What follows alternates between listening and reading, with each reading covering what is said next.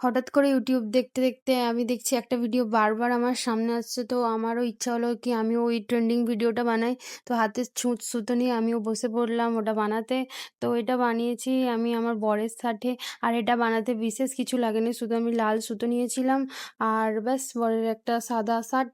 তো এটা বানাচ্ছিলাম যখন প্রথমে আমি মোটা করে সুতো পরিয়েছিলাম, ভেবেছিলাম যে তাড়াতাড়ি হয়ে যাবে হয়তো, কিন্তু মোটা সুতোতে বারবার জড়িয়ে যাচ্ছিল জিনিসটা।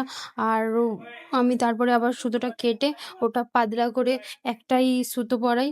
সুতো পরিয়ে তারপরে ওটা করি, তখন ওটা আর জড়ায়নি আর স্মুথ ভাবে হচ্ছিল। সো হ্যালো এভরিওয়ান, কেমন আছো সবাই? আমি পারমিতা তোমাদের সাথে চলে এসেছি আরও একটা ভিডিও শেয়ার করবো বলে। এটা বানাতে বানাতে আমার ভিতরের আর্টিস্টটা একদম জেগে উঠেছিল আর আমি এটা ঝটপট বানিয়ে ফেলেছিলাম।